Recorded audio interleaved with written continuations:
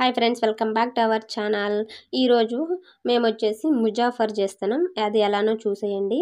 మేము వచ్చేసి అర గ్లాసు బియ్యం నానబెట్టుకున్నాం. ఎందుకు నైట్కి చేయాలనేసి మార్నింగ్ నానబెట్టేసాం అనమాట. బియ్యాన్ని వచ్చేసి ఒక అర గ్లాసు బియ్యానికి వచ్చేసి 5 గ్లాసుల పాలు పోయాలి. పాలల్లోనే ఉడికించాలి కాబట్టి చూడండి, అర గ్లాస్ కదా, ఇప్పుడు 2 గ్లాసులు అనుకోండి. దాంతో అర గ్లాసు నానబెట్టాం కాబట్టి అలా 5 గ్లాసెస్ పోసేసి ఇంకా 5 విజిల్స్ వరకు పెట్టేయాలండి. 5 విజిల్స్కి మంచిగా ఉడికిపోతుంది రైస్ వచ్చేసి. చూపిస్తాను చూడండి. అది కూడా చూడండి, అదిగోండి రైస్ చూడండి ఎంత బాగా ఉడికిపోయిందో. ఇందులో వచ్చేసి ఇంకొంచెం మిల్క్ యాడ్ చేసుకోవాలి, ఎందుకంటే గట్టిగా ఉంది కదా, ఇంకొంచెం మిల్క్ యాడ్ చేసుకోవాలి. అందులో ఏమేమి వేయాలంటే సాఫ్రోను, మిల్క్ మేడ్, చూపించే ఇంగ్రీడియంట్స్ అన్నీ అండి. సారపప్పు, ఇదిగోండి ఇవి, ఇంకా జీడిపప్పు, బాదము, ఇవన్నీ కలుపుకుంటే చాలా మంచిగా ఉంటుందండి ముజాఫర్. కవ్వ అండి, కవ్వ మెయిన్.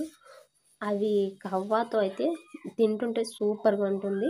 ఇవి జీడిపప్పు అన్నీ ఇలా అదిగోండి అన్నీ కట్ చేసి పెట్టుకున్నాము, ఎందుకంటే మంచిగా ఉంటుంది కదా మనం తినేటప్పుడు, ముజాఫర్ తినేటప్పుడు బాగుంటుంది. ఇలా స్మాష్ చేసుకోవాలండి, ఎందుకంటే మెతుకులు ఉండడం కంటే బాగా స్మాష్ చేసుకుంటే బాగుంటుంది కదా, అందుకనేసి స్మాష్ చేసేస్తున్నాం.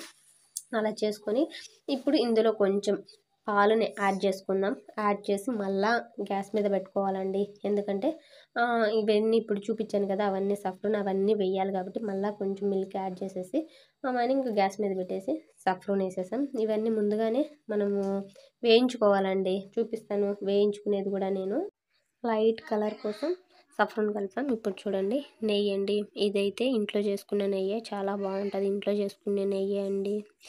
రోజు పాలు కొనుక్కుంటాం కదా, అందులోంచి తీసిన నెయ్యి.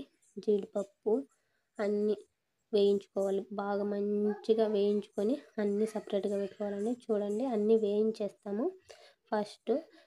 ఇంకా అందరికి తెలిసిందే కదా, ఎవరైనా ఏం చేసుకుంటా పాయసం ఇవన్నీ చేసుకుంటా ఉన్నా కూడా వేయించుకుంటారు కదా, అలానేనండి.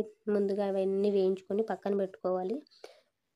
ఇంకా మనం చూసాం కదా ముజాఫరు ఎంత బాగా ఉడికింది ఏమి అనేసి, అందులో ఇవన్నీ యాడ్ చేసుకోవాలి. ఫస్ట్ మిల్క్ మేడ్ అండి, చూడండి మిల్క్ మేడ్ ఎంత వేస్తే అంత మంచిదండి. పైన మనం మళ్ళీ షుగర్ ఇవన్నీ వేయాల్సిన అవసరమే లేదు. మిల్క్ మేడ్ ఎక్కువ వేసుకోవాలి, అంటే మనం చేసే క్వాంటిటీని బట్టి.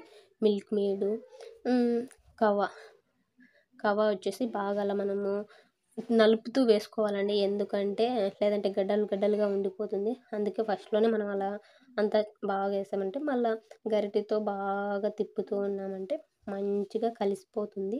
ముజాఫర్ సూపర్ టేస్ట్ ఉంటుందండి. మీరు కూడా ఒకసారి ట్రై చేసి ఎలా వచ్చింది ఏంది అని చెప్పండి. బాగా మిక్స్ అయ్యే వరకు మిల్క్ మేడ్, కబాబ్ మిక్స్ అయ్యే వరకు బాగా కలుపుకొని ఇదిగోండి ఇంకా లాస్ట్లో డ్రై ఫ్రూట్స్ వేసేసుకోవాలండి. డ్రై ఫ్రూట్స్తో ఫినిష్ అనమాట. వేసిన తర్వాత ఇవన్నీ మళ్ళీ అదిగోండి అలా తిప్పుకుంటూ కొద్దిసేపు అలానే ఉంచుకోవాలి, ఎందుకంటే బాగా మిక్స్ అవ్వాలి కదా. బాగా మిక్స్ అయితే ఇంకా ఇంతేనండి, ఏం పెద్ద కష్టం లేదు, ఏం లేదు, చాలా ఈజీ. అన్నీ తెచ్చుకోవడమా చేసుకోవడమా అంతేనండి. చూసేసారు కదా, ముజాఫర్ రెడీ అయిపోయింది. ఎంతో కష్టం ఇది అది ఏం లేదు, చాలా ఈజీ. అలా చేసేసుకోండి. నేనైతే క్లియర్గా చూపించానని అనుకుంటున్నాను. మీకైతే అర్థం కాకపోతే కామెంట్లో కామెంట్ చేయండి, మీకైతే ఖచ్చితంగా రిప్లై ఇస్తాను. Okay friends, bye. Please share, like, comment.